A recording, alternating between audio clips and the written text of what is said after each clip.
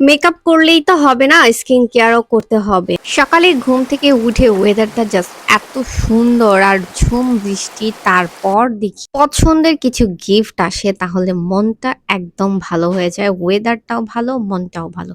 মজাদার কিছু গিফট আসলো, এগুলো হচ্ছিল chocolate. I love this chocolate, so lot of chocolate. আর তার পাশাপাশি ছিল কিছু কফি আর স্কিন কেয়ারের কিছু প্রোডাক্টস। সো ওয়েদারটা অনেক ভালো ছিল, সাথে সাথেই চকলেট খেয়ে টেস্ট করলাম, আর তার পাশাপাশি স্কিন কেয়ারের প্রোডাক্টগুলো ইউজ করে ফেলেছি ওই দিনই। সো আজকে সারাদিন স্কিন কেয়ারে কি কি ইউজ করেছি আর কেমন ছিল সবকিছু ডিটেলস এ থাকে আজকের ভিডিও। আর এই চকলেটগুলো এক একটা এক এক ফ্লেভারের ছিল, সো অনেক বেশি ইয়াম্মি ছিল। সবগুলো চকলেটই অনেক বেশি টেস্টি ছিল। সো অনেকগুলো স্কিন কেয়ারের জন্য ফেস ওয়াশ আমি ৩ বছর যাবত সেরাভির প্রোডাক্টটা ইউজ করছি, আর অর্ডিনারি সিরাম। ময়শ্চারাইজিং এর ক্ষেত্রে আমি স্যাটাফিলারটা ইউজ করেছি, এবার নিভিয়াটা সফটটা আমি ট্রাই করব। আর তার পাশাপাশি বডি ওয়াশটা আমি এক এক টাইমে এক একটা ইউজ করেছি, আর স্পেশালি হেয়ারের জন্য অর্ডিনারি সিরামটা ইউজ করেছিলাম। শ্যাম্পুর ক্ষেত্রে আমি হচ্ছে ডাব ইউজ করেছি, তবে এবার হেড এন্ড শোল্ডারটা ইউজ করব। এগুলো সবগুলো ইউএস এর প্রোডাক্ট। তো হেড এন্ড শোল্ডারটা আমার কাছে অনেক বেশি ডিফারেন্স লেগেছে।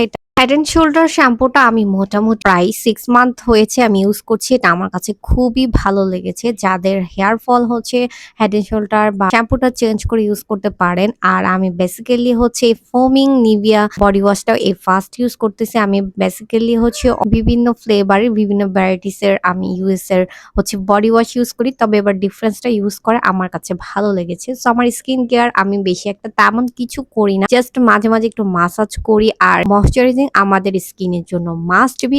সামার উইন্টারে আমরা সবসময় ইউজ করে থাকি। আমি বেসিক্যালি হচ্ছে সাটাফিলের ময়শ্চারাইজিং ইউজ করি। এইবার হচ্ছে নিভিয়া ক্রিমের সফট যে ময়শ্চারাইজিং ক্রিমটা এটা ইউজ করছি। আমার কাছে এটার ফ্লেভারটা অনেক ভালো লাগে। আমি অলওয়েজই নিভিয়ার প্রোডাক্ট ইউজ করি, বাট ময়শ্চারাইজিংটা ইউজ করা হয়নি। আর অর্ডিনারি সিরামটা তো মাস্ট বি।